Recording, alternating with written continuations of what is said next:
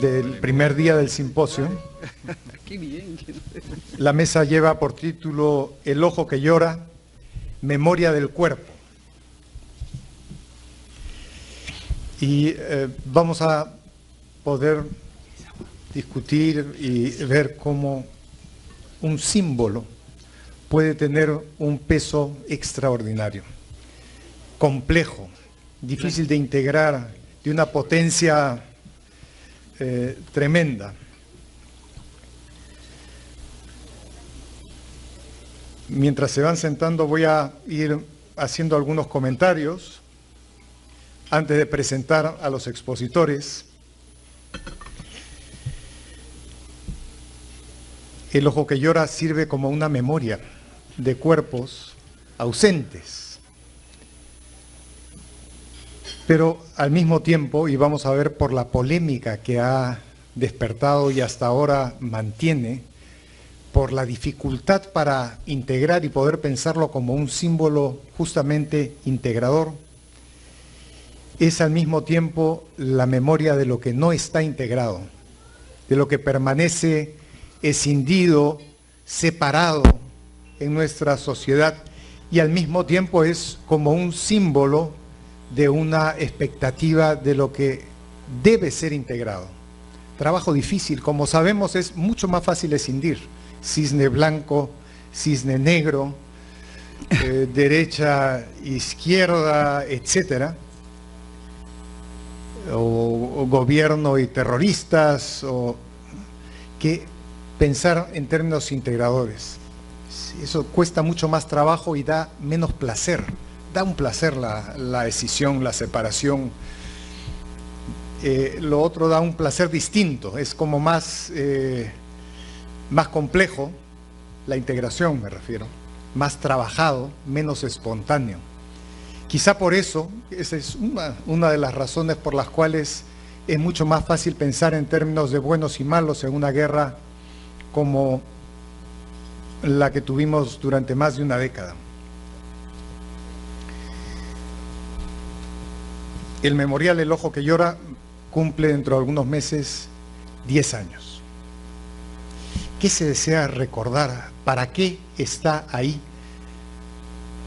Tenemos con nosotros a Lika Mutal, que nos va a hablar de esto en unos minutos, pero quería referirme brevemente a una situación de contexto. Se forma la Comisión de la Verdad y la Reconciliación en el año 2001. El 28 de agosto de 2003 se presenta el informe de la Comisión de la Verdad y Reconciliación, donde se hablan de 69.000 peruanos muertos durante esta guerra. Ese número fue ampliado posteriormente, se ha superado mucho más. Tenía algunas citas de resumen que no voy a mencionar ahora, pero quería mencionar que 2 años después, el 28 de agosto de 2005, se inaugura oficialmente el monumento El ojo que llora en el lugar donde está ahora, en el Campo de Marte. 4 meses después, en noviembre de 2005, 3 meses después, las autoridades chilenas sorprendieron a Alberto Fujimori al arrestarlo cuando llegó a Chile procedente de Japón, después de 5 años, donde había estado libre, y él pensaba que iba a llegar a Chile y permanecer libre en una situación de no extraditable. Casi 2 años después, el 21 de septiembre, la Corte Suprema de Chile ordena la extradición de Fujimori, y al día siguiente regresó, el 22 de septiembre. La noche siguiente ocurrió, creo que es el primer ataque físico a la escultura El ojo que llora. Aunque ningún grupo asumió la responsabilidad, una serie de indicios señalan obviamente a los fujimoristas. ¿Qué expresión más increíble, ¿no? Un monumento que está ahí para poder recordar a los desaparecidos, funcionar como una especie de espina que mantiene la memoria dolorosa viva y al mismo tiempo un lugar de encuentro para personas cuyos familiares los cuerpos de los familiares desaparecidos no existen, puede al mismo tiempo ser un símbolo de la disrupción para una serie de personas. Entonces se ataca este monumento. En fin, podríamos seguir hablando, quizá vamos a continuar después. Voy a presentar a nuestros expositores. Lika Mutal, artista y escultora en piedra, radica en el Perú desde 1968. Aquí estudió en la Escuela de Artes Plásticas de la Universidad Católica con Ana Macaño. Desde 1972 ha expuesto en numerosas oportunidades en Lima, en Nueva York, París, en Ámsterdam, en La Haya, Cedar Rapids, Santiago de Chile. Obras de ella se encuentran en Japón, Holanda, Estados Unidos, Suiza, Perú. En 2014, y el año pasado, recibió The Psychological Global Service Award del Chicago School of Professional Psychology, de la Escuela de Chicago de Psicología Profesional, este premio global por el memorial El Ojo que Llora. Es autora de este memorial, una obra de arte interactiva dedicada a la memoria de las víctimas del conflicto interno, aplicando el registro único de víctimas del Consejo de Reparaciones. El memorial empezó como un consuelo para muchos y como un ideal que denunciaba la violencia, buscaba fomentar la paz a través de una mayor conciencia en el roce con la realidad sociopolítica del país. Sufrió múltiples heridas. Sin embargo, El Ojo que Llora ofrece el único espacio de recuerdo a miles de desaparecidos y sus familiares que sobrevivieron y que experimentan un alivio real de su trauma en el encuentro con sus nombres y la posibilidad de un homenaje. El Ojo que Llora es patrimonio de la nación y este memorial es también miembro de la Coalición Internacional de Sitios Históricos de Conciencia en Nueva York. Quien va a exponer y a comentar algunos de estos temas es Jorge Brus, un estimado colega psicoanalista de la Sociedad Peruana de Psicoanálisis, profesor del Instituto de la Sociedad y de la Maestría de Estudios Psicoanalíticos de la PUC. Exdirector de Comunidad y Cultura en la Junta Directiva de FEPAL, cargo que ahora ocupa Magda Curi, columnista del diario La República, representante latinoamericano en el board de la IPA, autor de los libros Asuntos Personales, Nos habíamos choleado tanto, Sabes con quién estás hablando, y se acaba de publicar Las partes en conflicto, que será presentado en la Feria del Libro de Lima. Sin más, paso la palabra a Lika Mutal. Muy buenas noches. Yo quiero empezar con una pequeña evaluación del Ojo que Llora por parte de la Escuela de Psicología de Chicago, que desde, ¿mejor así? Yeah. Que desde ya 5 años ha incluido el memorial en un estudio doctoral sobre trauma y comunidad. Todos los años un grupo de estudiantes internacionales viene a caminar el Ojo que Llora y luego comparan el memorial con monumentos en sus países. Entonces me escriben: El Ojo que Llora es un testimonio de lo que ocurrió y fue hecho en el Perú entre los años 1980 y 2000. Es sumamente importante para el país, la ciudad, familias e individuos de asumir y aprender de lo que pasó entonces. El Ojo que Llora ofrece y pide más que casi cualquier otro monumento de víctimas de violencia de guerra y violencia civil por las siguientes razones: el tiempo, la identificación de víctimas y la forma del laberinto. El tiempo. La mayoría de los monumentos dedicados a víctimas que murieron en guerras y violencia civil o no son creados o se abren al público muchos años después que la guerra ha terminado. Una razón por qué los memoriales por lo general son aplazados hasta décadas después de los hechos, es que las personas que de alguna forma han participado en los conflictos viven y son activos en la vida pública cuando el conflicto termina. Muy a menudo sus papeles en el conflicto son retados por la presencia y el contenido del memorial. Poner los nombres de las víctimas y como en el ojo que llora, la fecha de muerte y la edad que tenía la persona en este momento es nuevo y hace el memorial más transparente, más humano y más íntimo. Mientras los sobrevivientes, cuyos familiares fueron matados, a menudo benefician psicológicamente al ver su ser querido homenajeado personalmente, para otros el enorme volumen de la tragedia humana les puede abrumar y provocar una defensa psicológica contra la realidad del alcance de la tragedia. Y ahora la forma del laberinto. La mayoría de los memoriales se mira desde afuera y se puede caminar alrededor o junto a ello. Esto crea una distancia psicológica en los visitantes. Entrar y caminar dentro de un memorial, como en El ojo que llora, que es interactivo, crea la oportunidad para una persona de sumergirse en la realidad histórica. Sin embargo, un memorial así pide más psicológicamente de los visitantes que una situación donde el visitante queda a distancia. Y ahora vamos a proceder con...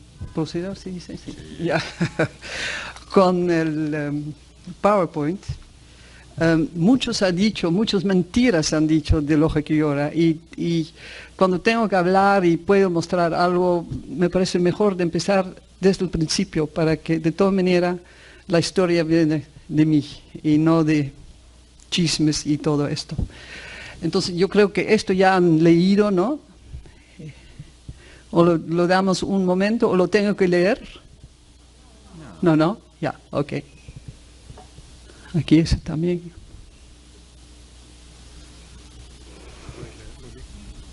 ¿Esto? No, pero es claro, ¿no?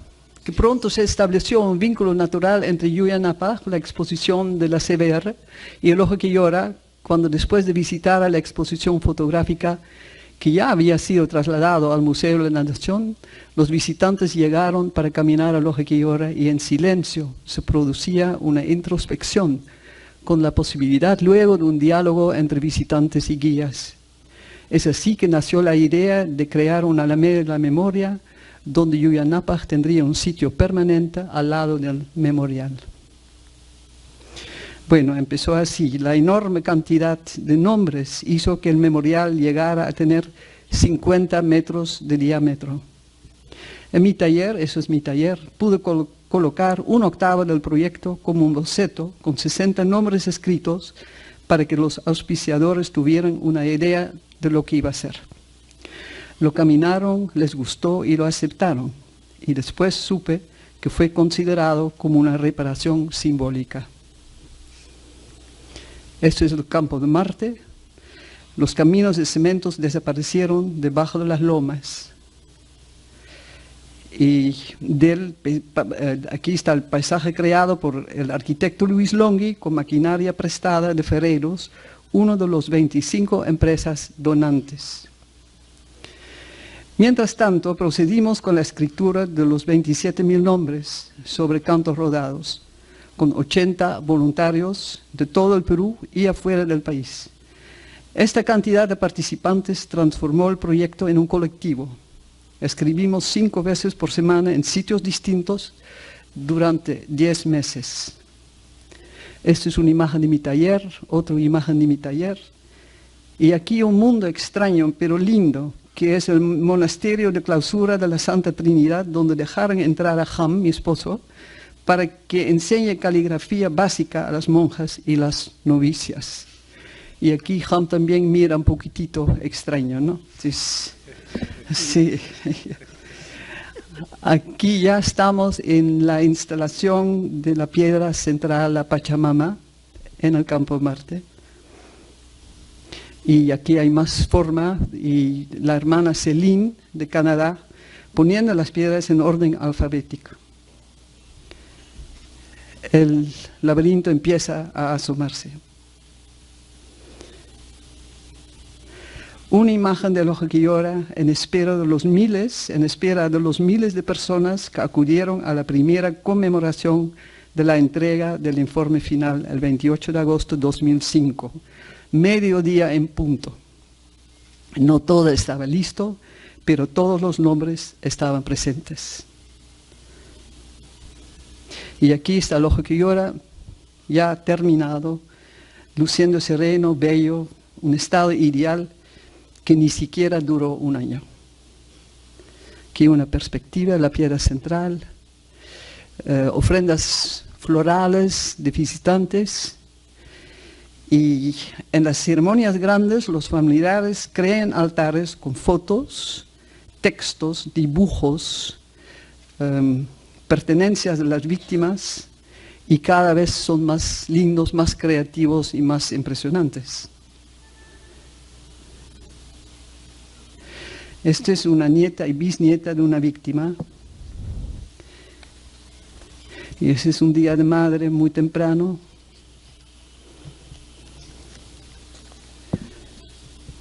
Y aquí una conmemoración, otra conmemoración de la entrega del informe de la CBR. Aquí se incluye un grupo de escolares con las fotos de las víctimas. Todos los años se hace otra cosa.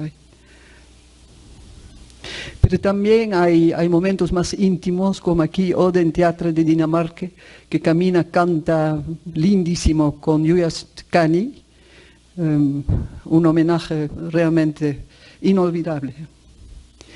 Y otra caminata de estudiantes americanos, creo, que también se quedaron muy impresionados. La delegación oficial de Alemania en 2007, con viceministro Statter, que primero visitó Joyanapag y luego a Loja que llora. Están la Madre Angélica, el embajador de Alemania, Salomon Lerner, miembros del Banco Mundial y una fundación importante. Por primera vez hablamos de la posibilidad de financiamiento de un sitio permanente para Joyanapag al lado de Loja que llora. Esto fue confirmado en 2008. El resto se sabe. Joyanapag sigue en el Museo de la Nación. El Loja que llora quedó sin fondos y ha tenido que luchar contra un boicot continuamente. Aquí camina la delegación todavía. Y el mismo año, el 23 de septiembre de 2007, el memorial fue atacado por un grupo de vándalos que fue muy aplaudido por Marta Chávez, como muchos de ustedes se recuerdan. Y después se supo que fueron fujimoristas.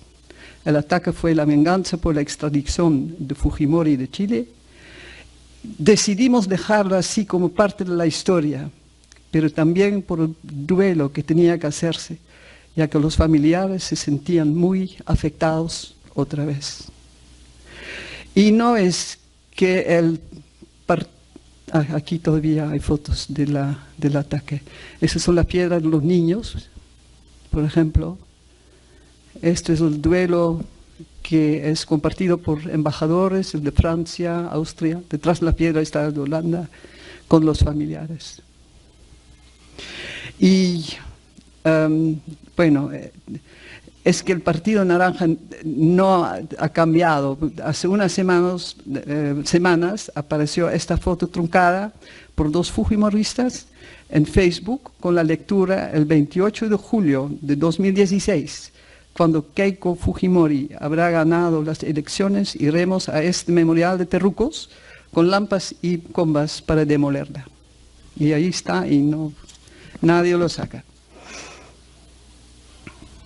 Bueno, aquí una limpieza espiritual a través de una puja budista. Y la marcha de solidaridad con memorial, luego de los ataques de Ocrospoma y ministros del APRA, ataques feroces.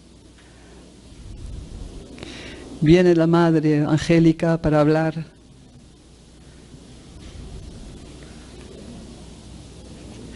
Pero también hay las actividades culturales en el memorial. Los sicuri, presentación teatro para niños, siempre con la piedra, con la pintura. Eso queda un tiempo, pero después de 2 años son los familiares que dicen, lo vamos a limpiar, eso es nuestra casa y ya no podemos aguantar esto. Y lo limpiaron.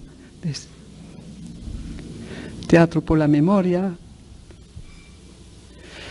5º aniversario de la entrega del informe final de la verdad. Aquí, imágenes de 2 actores de Yuyaskani, completamente de blanco y blancas las caras y manos. Ellos caminaron lentamente como en un mundo de almas, el camino de las piedras, durante la parte oficial. Más de 1 hora, fue muy, muy lindo.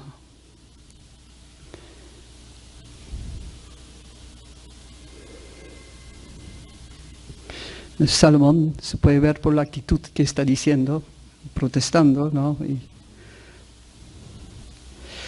Y el aniversario del caso Uchurajay, altar y colocación de piedras de los periodistas y Bárbara Daquile.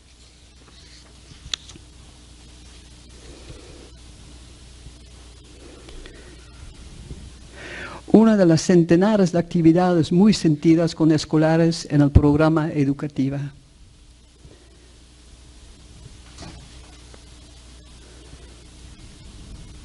Y ya estamos en el 10º aniversario de la entrega del informe. Acudieron más de 3.000 personas de todo el país y había una impresionante presencia de las mujeres del interior.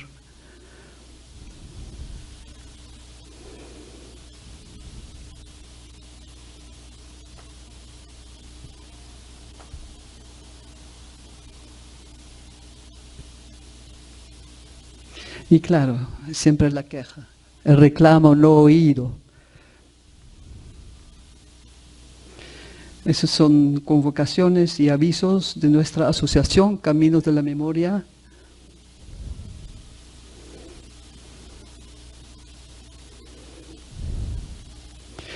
Y aquí la reconciliación de las diversas organizaciones de víctimas. Desde entonces conmemoran sus fechas significativas juntas. Y eso me parece un enorme logro del memorial, que ha logrado esta unificación. Aquí también colocación de piedra de un líder sindical desaparecido, cuyo nombre fue ratificado por el Consejo de Reparaciones. El evento fue vivido como un entierro simbólico. Eso también es un nuevo desarrollo. La señora González, madre de Claudio González Barbarán, desapareció en el frontón. El 3 de enero de 2007, el memorial fue clausurado por el nuevo alcalde y se borraron todos los nombres escritos. Todos los familiares que se registraron para recibir reparación tenían que esperar para que sus seres queridos fueran aceptados. Entonces decidimos de regrabar los nombres según el registro único de víctimas. Hoy en día el número de esta lista ya ha pasado los 35.000. Recién el Consejo de Reparaciones ratificó el nombre de Claudio González Barbarán. Y justo mañana la familia invita a la colocación de su piedra. Habrá una proyección del documental Tempestad de los Andes, donde los padres son entrevistados. Ellos han declarado que una vez concluido la colocación del nombre de su hijo en el memorial, ellos terminarán su duelo de 29 años. Y esto muy especial es el monumento El Ojo que Llora en Yinque, Toraya, Apurímac. Cuando los comuneros visitaron El Ojo que Llora en Lima, dijeron: ah, nosotros también tenemos estas piedras, también podemos hacer un ojo que llora. Y lo hicieron. Y es el centro de la comunidad. ha cambiado la vida, lo celebran con una gran feria agropecuaria, vienen turistas, se ha escrito una tesis sobre el caso, entonces es sí, muy, muy increíble y son muy orgullosos también. Y mira esta mujer que bella. Y para terminar, gran ceremonia en el Ojo Quillora a raíz de la beatificación de los sacerdotes italianos y polacos que trabajaron y murieron asesinados en la sierra. Con esto la iglesia mártir ha encontrado un sitio en el Ojo Quillora también. Esto, un ratito que queda, este momento, sí. Bueno, son 8 años de boicot y por eso también permanentes problemas financieros. No he podido mostrar todo, no era necesario también. Sin embargo, mientras tanto los familiares, la mayoría de ellos víctimas directas, han encontrado formas de sanación en actos creativos y significativos que muy a menudo comparten con el público en general. Y es como si hay algo invisible en el Ojo Quillora ahora que funciona y que arma todos juntos. El pesar es que el Ojo Quillora ha estado tan cerrado y tan ninguneado que no está conocido como debería ser conocido. Y en realidad todo el mundo debería caminar ahí y compartir con ellos, porque es nuestra historia también, ¿no es así? Ojalá que va a cambiar ahora con el 10º aniversario, también como un buen signo, ha regresado el alcalde Carlos Bringas, que ya se ha comprometido con una mejor colaboración y quién sabe a dónde llegamos. Bueno.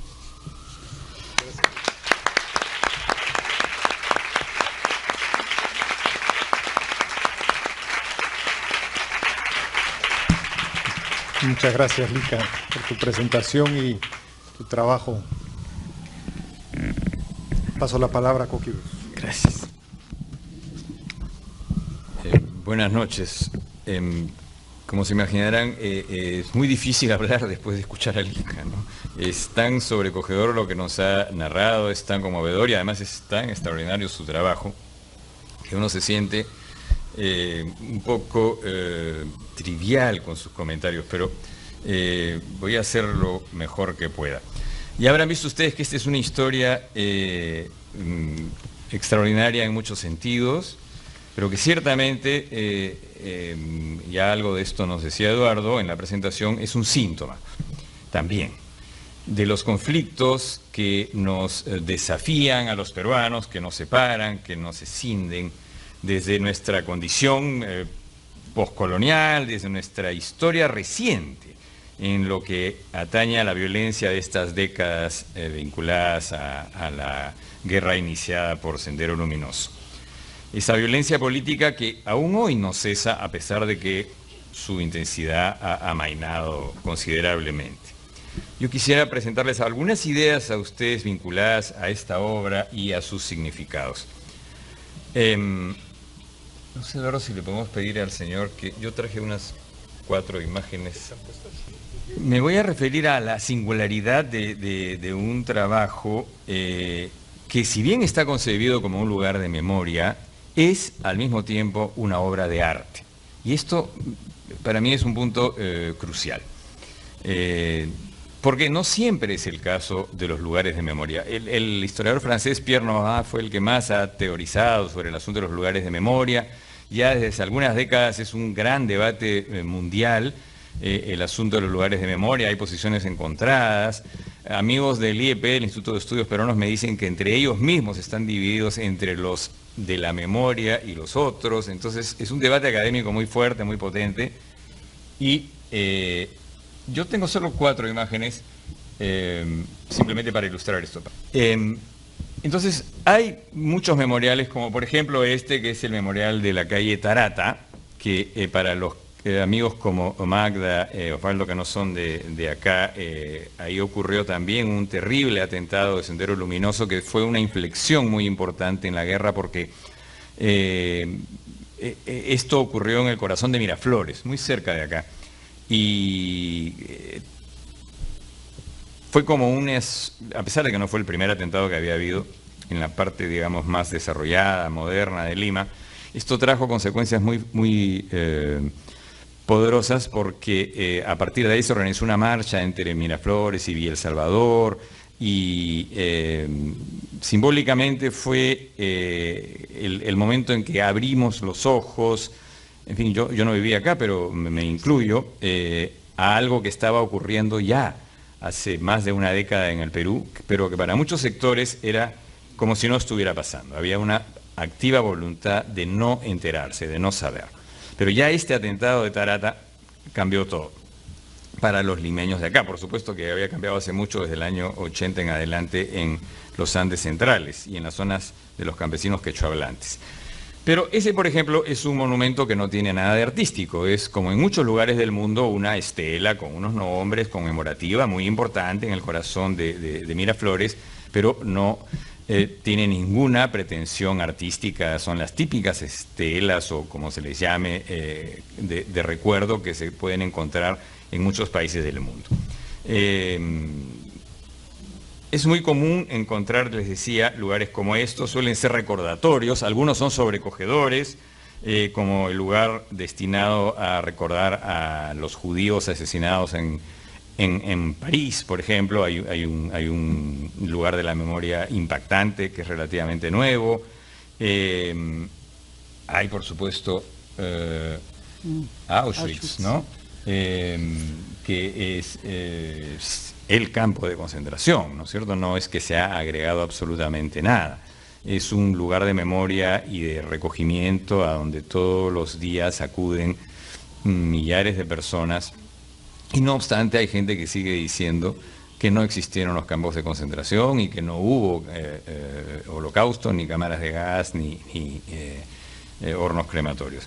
Hay el monumento famosísimo de las víctimas de la guerra de Vietnam en Washington, y en el Perú me encontré en Google que hay un mapeo de los sitios de memoria. Es decir, hay un montón, quizás es mucho decir, pero hay una buena cantidad de lugares de memoria distintos en el Perú.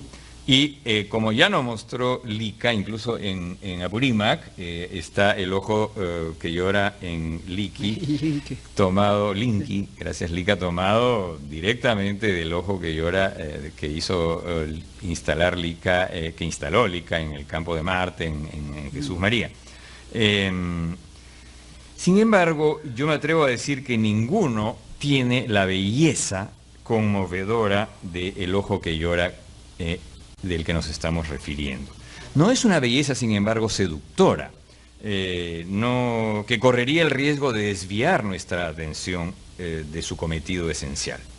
Es decir, ponernos en contacto con la tragedia, con sus víctimas, con su horror, con su violencia. Por el contrario, al tratarse de una piedra que Lika encontró, porque entiendo que así fue Lika, ¿verdad? Tú la encontraste, sí, la piedra, sí. Y que ella apenas la trabajó, la tuvo guardada, ella no nos ha contado eso, pero yo he estado ahí hurgando, la tuvo guardada hasta encontrar para qué la tenía ahí. Y según entiendo, Lika fue con Yuyanapac que supiste sí. cuál era el destino de esa piedra. Sí, ¿no? salí de la exposición muy triste, fue un duelo de gente que de verdad no había tenido mucho interés en lo que pasaba, lo que dice Coqui, ¿no? Y regresé a mi taller y me fue de frente a esta piedra y estaba delante de ella y nació la frase "el ojo que llora", significando que era la madre tierra que lloraba sobre sus hijos, hacen el uno al otro. Eso es. Sí. Gracias. Circundada por este laberinto que ustedes han visto de estas pequeñas piedras con los nombres de las víctimas, muchas de ellos niños, y este efecto cuando, yo no sé, espero que muchos de ustedes lo hayan podido visitar. Cuando yo lo visité recuerdo perfectamente el efecto profundamente evocador, compasivo, impregnado de una tristeza que, sin embargo, como en el efecto catártico de la tragedia clásica, tiene un poder de sanación. sanación, he dicho, pero no para todos.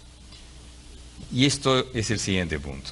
En el año 2007, a raíz de una sentencia de la Comisión Interamericana de Derechos Humanos vinculada a las ejecuciones extrajudiciales del penal Castro Castro, un nombre muy extraño, tienen que estar de acuerdo conmigo, ¿no? Y polisémico, ¿no? Porque nos remite a la compulsión de una repetición castradora, ¿verdad? Castro Castro, ¿no? El diario Expreso descubrió, entre comillas, un monumento senderista. Pero esto fue el 2007, el monumento, como nos ha contado Lica, estaba ahí ya desde el 2005, ¿verdad? Pero esta sentencia hizo arder Troya.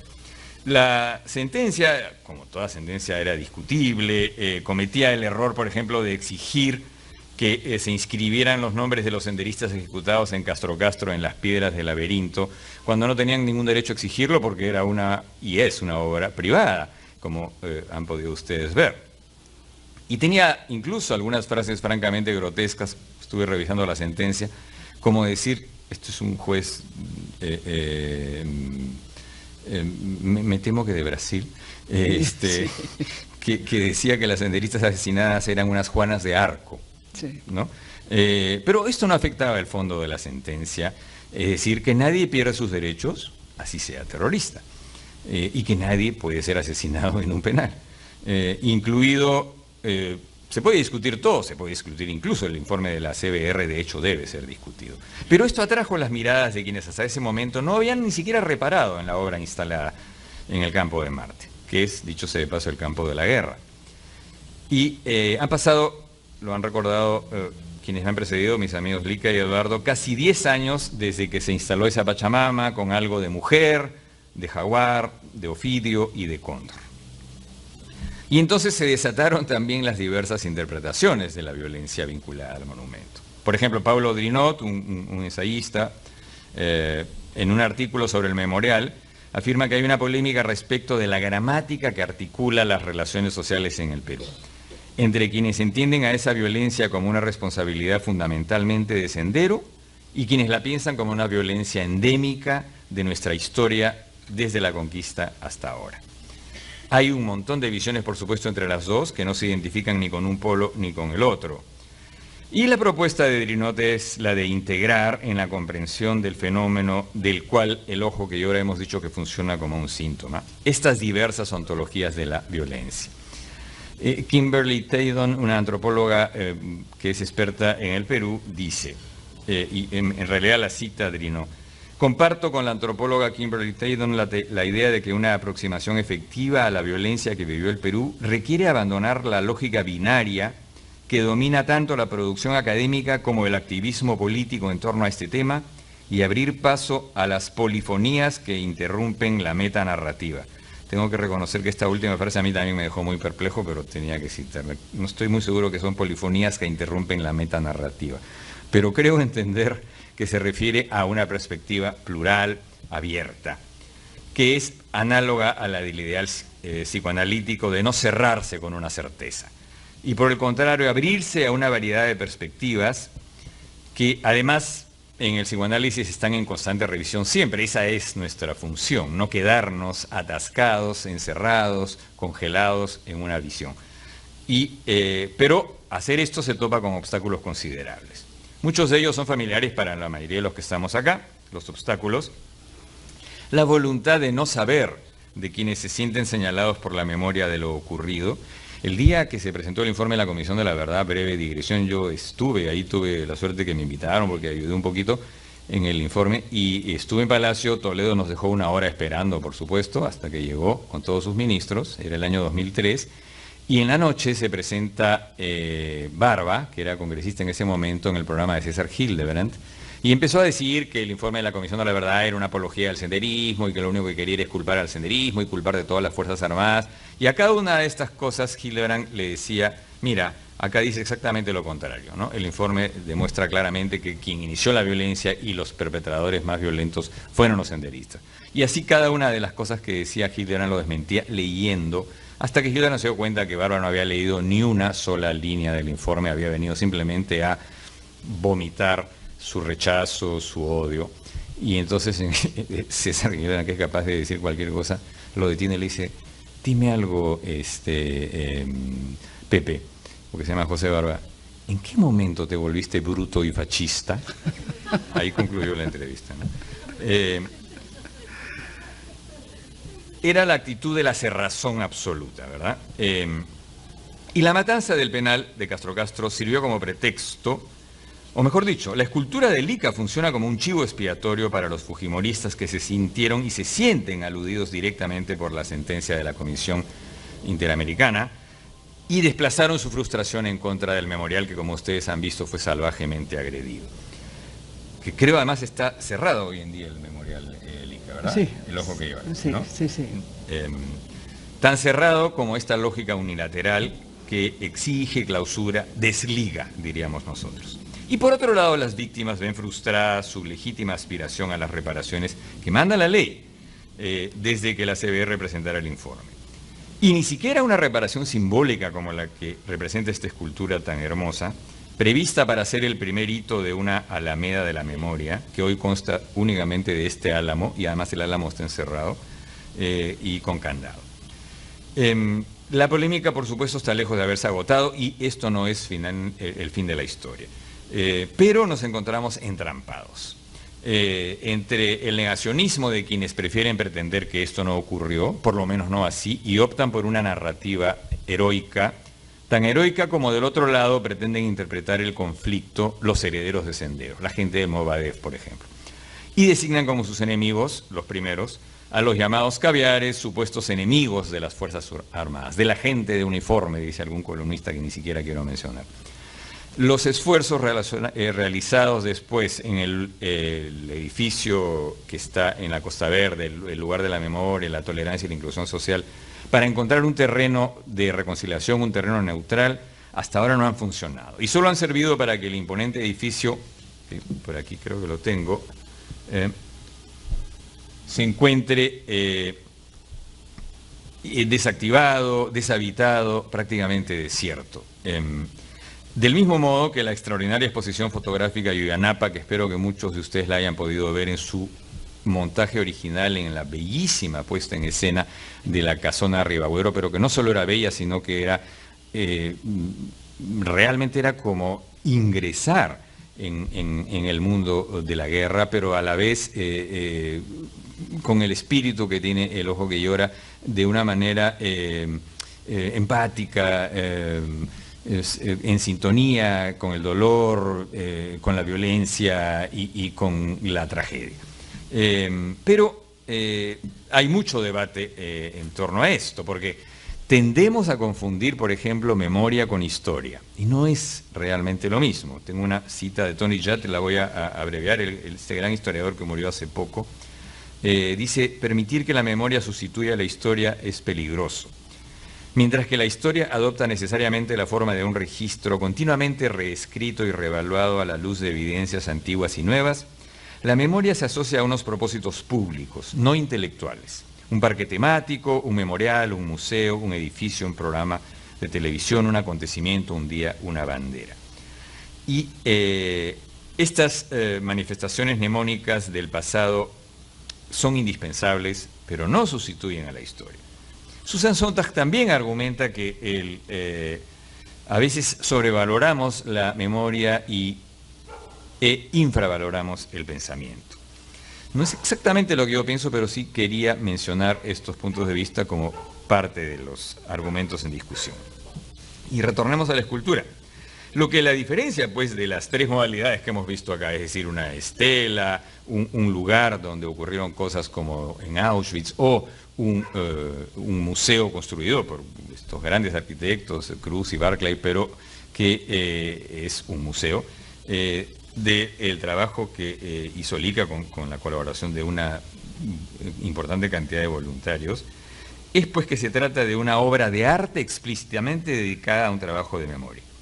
Y pienso también un trabajo de pensamiento, un trabajo de afecto, un trabajo de elaboración. René Caes, con ocasión de una conferencia pronunciada en Buenos Aires sobre procesos de memoria, lo dice con claridad. Y voy a saltarme a la parte final. Dice, Así como el primer acto de los torturadores es el de quebrar los ritmos temporales fundamentales de la vida, el primer acto de la violencia social catastrófica es el de establecer el terror mediante la desarticulación de los procesos de pensamiento. Es por ello que la abolición del orden simbólico da al objeto desaparecido el estatus enloquecedor de una representación fantasmática en el psiquismo. La angustia que suscita el terror no puede ser reprimida ni proyectada, ni ligarse a representaciones de cosas y de palabras, ni encontrar representaciones y objetos en el simbolismo lingüístico y social. Fin de la cita. Esto me permite ir al punto siguiente. El hecho de tratarse de una obra de arte, El ojo que llora, con un efecto de memoria, de pensamiento, de reparación simbólica, cualquiera que haya visitado el lugar recordará pues este efecto de compasión, de serenidad y de tristeza que esta visita evoca, la convierte paradójicamente en un lugar peligroso para quienes no pueden darse el lujo, entre comillas, de vivir esta experiencia. Este es el problema. Para quienes se sienten dispuestos a iniciar o continuar un proceso elaborativo de ligadura, El ojo que llora es un magnífico espacio de transición. Para quienes esa misma ligadura amenaza su integridad psíquica, porque los pone en contacto con los aspectos desintegrados de su psique, atacados por la pulsión de muerte, esa escultura y, en particular, los nombres inscritos en las piedras, constituye un ataque a sus defensas más primitivas. Conviene aquí insertar una reflexión más. La memoria de los acontecimientos traumáticos colectivos tiene una dimensión individual y otra colectiva, que interactúan continuamente.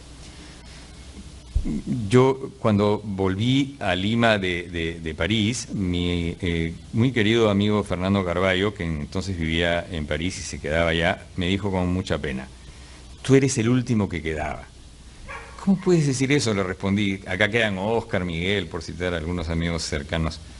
No es lo mismo, me dijo, muy serio como es Fernando, ¿no? Y agregó: ellos no han vivido la época de Velasco como tú y yo. En ese momento yo pensé que era un chiste, ¿no?, una boutade de Fernando, pero no se estaba riendo. Y me fui un poco perplejo. Y con el tiempo creo que he comprendido la gravedad de lo que me estaba diciendo Fernando. Porque algún tiempo después ya de haber regresado a Lima me di cuenta, por ejemplo, que yo no había vivido el primer gobierno de Alan García. No había vivido la mayor parte de Sendero Luminoso. Yo regresé el año 92.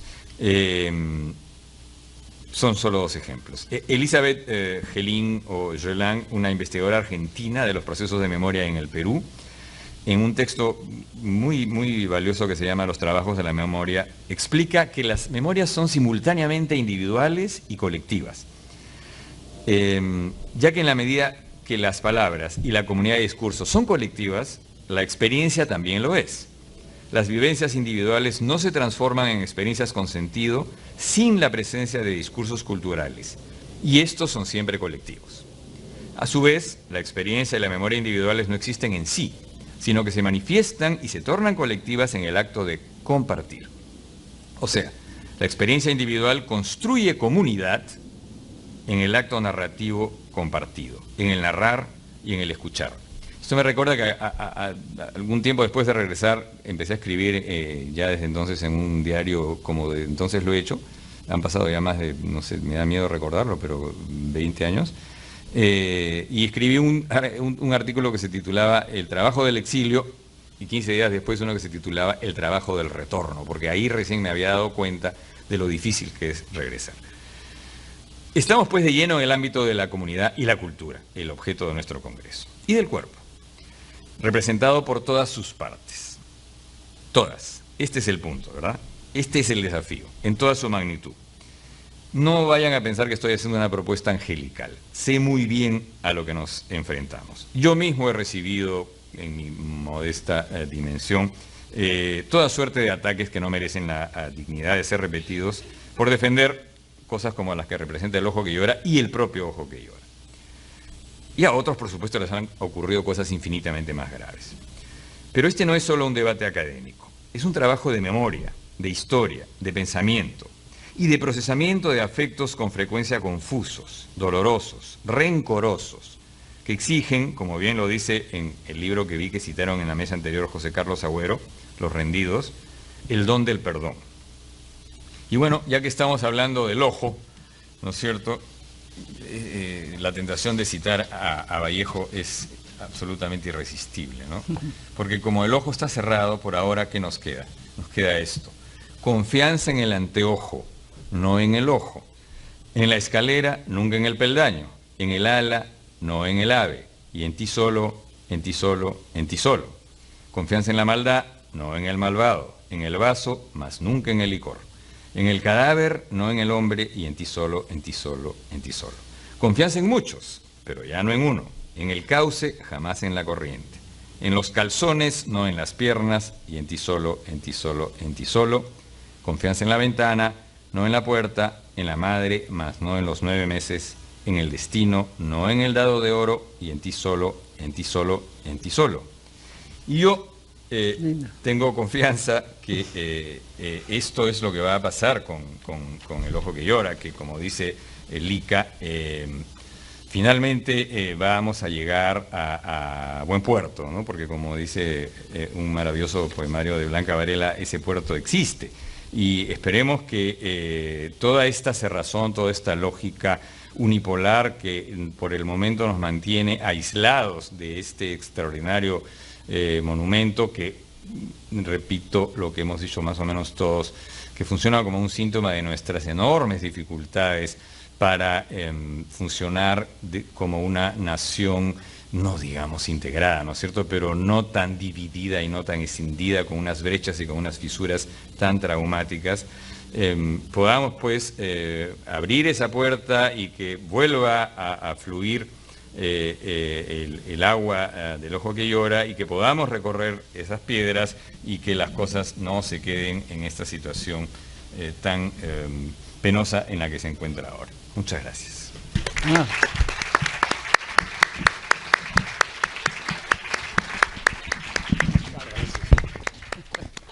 Muchas gracias a ambos, a Lica por traernos su arte y su pasión, y a Coqui por esta reflexión tan bien trabajada y que ha acercado a una comprensión psicoanalítica, no solamente psicoanalítica, pero quería enfatizar ese aspecto, el monumento, el memorial y este memorial y su significación. Muchas gracias. Les doy la palabra tenemos 20 minutos. Por favor, Alicia, despacito.